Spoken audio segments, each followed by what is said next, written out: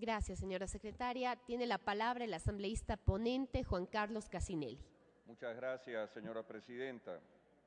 Este proyecto de ley orgánica que hoy traemos para primer debate fue propuesto por el presidente de la República y está en tratamiento en la comisión desde el 14 de marzo del 2014.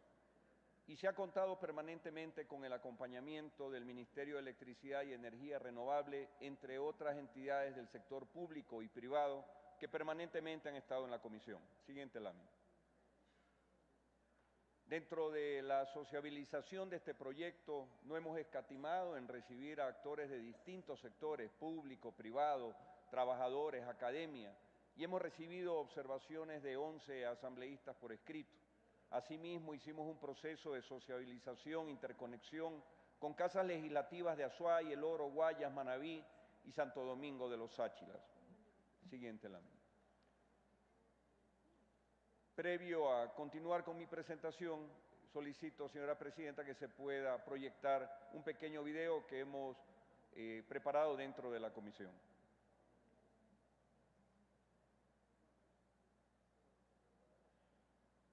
El sector eléctrico nace a finales del siglo XIX con inversiones privadas.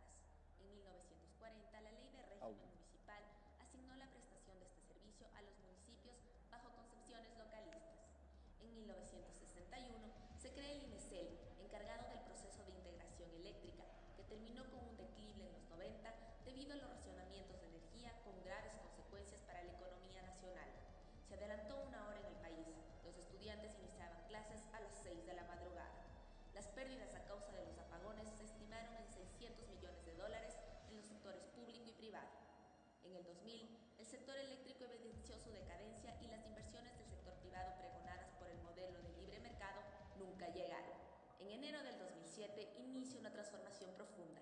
Se crea el Ministerio de Electricidad y Energía Renovable como una clara señal de reconocimiento a la importancia estratégica de la energía eléctrica. Los mandatos constituyentes 9 y 15 permitieron que el Estado invierta en las empresas de su propiedad y cuya naturaleza se decía privada. Postulados que se consagraron en la Constitución del 2008, que rescató para el Ecuador la propiedad inalienable de los sectores estratégicos.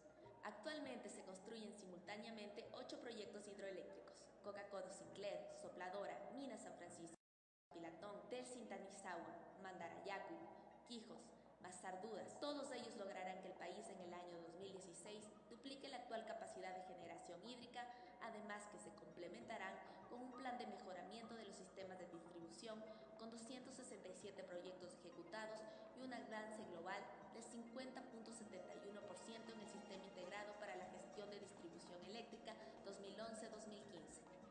Estos proyectos incorporan obras de desarrollo territorial en el área de vialidad, electrificación, agricultura, salud y educación, que de una manera responsable priorizan el bienestar de las poblaciones y comunidades que se encuentran en las áreas de influencia.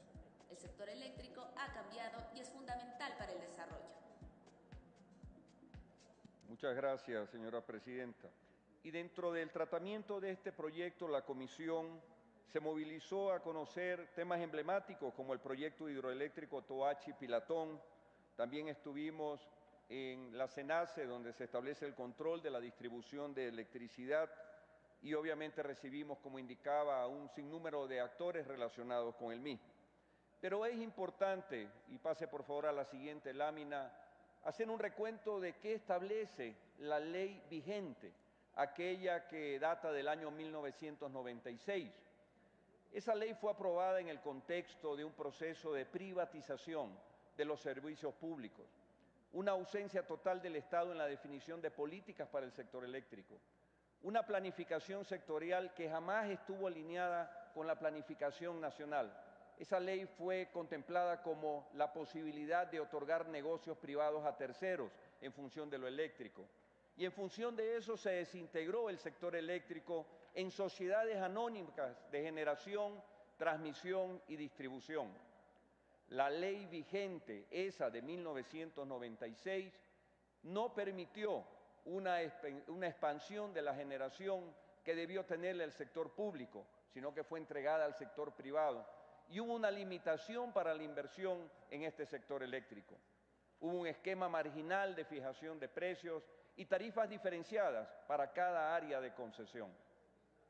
Esa misma ley eléctrica, la que está vigente, la de 1996, la electrificación rural estableció que era financiada a través de los consumidores comerciales e industriales, dando el colapso obviamente al desarrollo de esos sectores tan importantes en el país. Y no existió jamás ningún beneficio para las comunidades en la zona de influencia de los proyectos. Es por eso que esta ley, sin lugar a dudas, es fundamental para el desarrollo del país. Y también considero que por esa razón, cuando fue presentado el informe para primer debate, fue aprobado por unanimidad de todos los integrantes de la Comisión de Desarrollo Económico, porque permite de una vez por todas consolidar en manos del Estado la propiedad del paquete accionario de empresas que se mantienen como sociedades anónimas, aquellas que derivan de la ley de 1996, donde, insisto, el negocio eléctrico era privado. Permite de una vez por todas la consolidación institucional a través de una gran empresa pública que se encargue de la dotación de energía.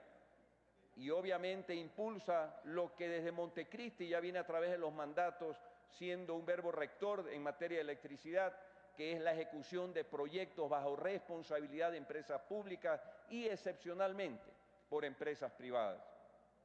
Este proyecto beneficia porque elimina el esquema marginal de fijación de precios y establece un esquema que permite tener costos medios, es decir, costos que sean mucho más accesibles y eficientes para el consumidor final, que es el pueblo ecuatoriano. Tarifas únicas a nivel nacional para cada tipo de consumo.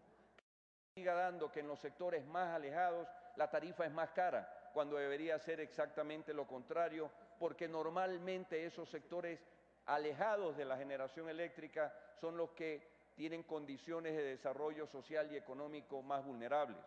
Una electrificación rural financiada por el Estado, ya no a través de las dádivas de los sectores comerciales, donde anteriormente en las tarifas se les fijaba una tasa para poderlos destinar a la electrificación rural.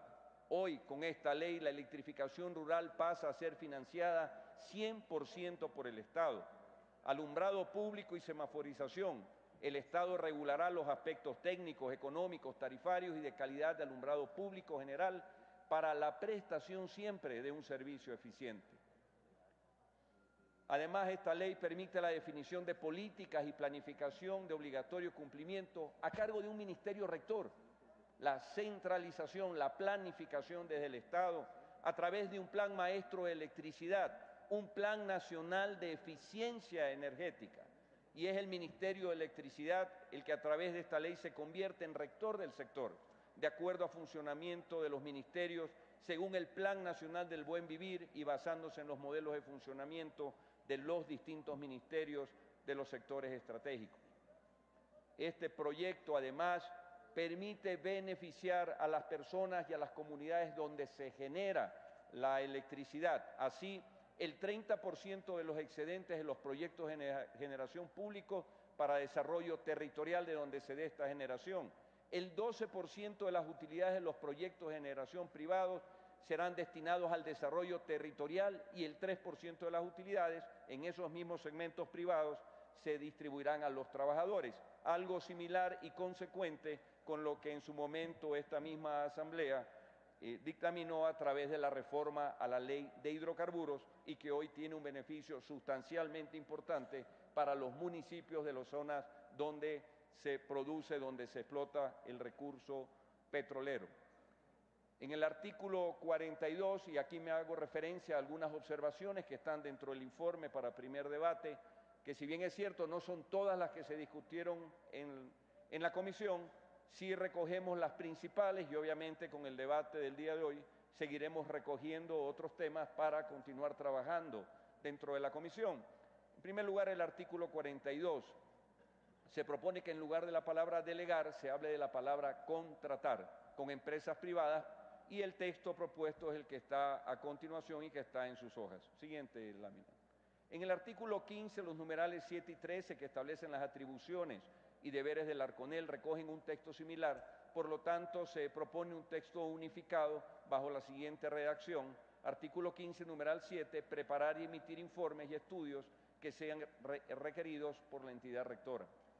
En el artículo 26 se elimina el inciso tercero que dice: con el objetivo de promover energías renovables no convencionales, además de los incentivos establecidos en el Código de la Producción, se podrá exonerar el pago de aranceles, de más impuestos adicionales y gravámenes que afectan a la importación de materiales y equipos no producidos en el país.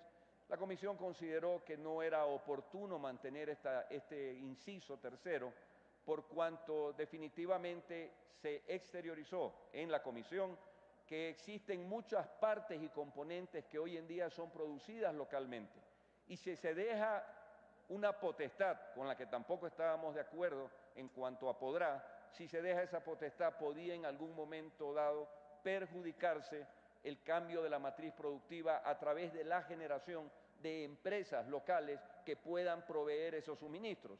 Si se deja exonerado totalmente el tema de la importación a través de esta ley, obviamente esas empresas pueden sufrir la competencia desleal de productos que puedan ingresar a precios no competitivos, pero que quiten mano de obra a nuestras empresas locales. Por eso indicamos en la Comisión que no es conveniente generalizar en una ley la exoneración de impuestos, pues existe una política de sustitución selectiva de importaciones que otorga esa posibilidad de tramitar el respectivo diferimiento arancelario en el COMEX, precautelando con eso a las partes e insumos que se puedan producir en el Ecuador. Siguiente lámina. En el artículo 56, lo que indicaba, se reforma el inciso quinto, que establecía el superávit de las empresas mixtas será destinadas para el proyecto de desarrollo territorial, y se deja el texto propuesto a continuación para más claridad de la norma. Siguiente. Este artículo 60, que ha sido no polémico, sino muy fuertemente debatido dentro de la Comisión, es el tema de qué cosas se deben incorporar en la factura eléctrica. En la factura, de acuerdo a lo que dice actualmente el proyecto, en el artículo 60, en la factura al consumo de servicio público de energía eléctrica a los consumidores o usuarios finales, dice se incluirá única y exclusivamente los rubros correspondientes a los servicios que presta la empresa eléctrica, cuyo detalle constará en la regulación que para el efecto emita el ARCONEL. Nosotros consideramos que esto afectaría el mecanismo de recaudación, porque la planilla es un mecanismo de recaudación de la contribución mensual, por ejemplo, a favor de los cuerpos de bomberos del país, con un impacto significativo. Recibimos a actores del cuerpo bomberil de muchas provincias y también recibimos de muchas otras y de cantones, de muchos cantones del país, recibimos comentarios respecto a esto. Y no hay ningún cantón que no necesite de por lo menos o dependa del 60% de sus ingresos de este tipo de contribución, de este tipo de registro y de forma de recaudación. El de Guayaquil el 64%, el de Quito el 72%, pero una serie de cantones del país hasta el 95% del dinero con el que se movilizan los cuerpos de bomberos depende de este mecanismo de recaudación. Por lo tanto, la Comisión sugiere la eliminación de esta propuesta de artículo 60. Siguiente. Artículos 79 y 80, respecto a la coordinación para cumplir con la responsabilidad ambiental, sería adecuado que el ARCONEL no únicamente lo vea con el Ministerio del Ramo, sino con una entidad competente respectiva para darle toda la amplitud del cuidado para todo aquello que tenga que desarrollar ARCONEL en materia eléctrica. Lo mismo se extiende para el artículo 80. Siguiente. Artículo 85, inciso tercero, se debe agregar a las empresas de economía mixta respecto al establecimiento de servidumbres donde se instalan obviamente todas las redes eléctricas a nivel del país. Siguiente. Modificación en plazos, disposición transitoria 11ª, aumentar de 180 a 300 días para que el Ministerio de Electricidad y Energía Renovable lleve a cabo todas las acciones que sean necesarias a efecto que las empresas citadas en el mandato constituyente se estructuren como empresas públicas, y aumentar de 60 a 180 días en la misma transitoria para que las empresas citadas en el mandato constituyente 15 sean adquiridas y se consolide el paquete accionario a favor de dicha cartera de Estado. Esas son básicamente, señoras, señores asambleístas, las consideraciones que en este informe para primer debate presento como ponente a nombre de la Comisión de Desarrollo Económico, Productividad y Microempresa, y concluyo únicamente indicando y ratificando la enorme importancia que tiene para el desarrollo eléctrico, para el suministro, para que llegue electricidad de calidad, de cantidad, para todos esos hidroeléctricos que se están generando en el país, la importancia que tiene que esta ley no solamente sea debatida, sino posteriormente sea aprobada y ratificada para tener ya un marco normativo que deje en el olvido esa ley actual que data del año 1996. Hasta ahí mi presentación, señora presidenta.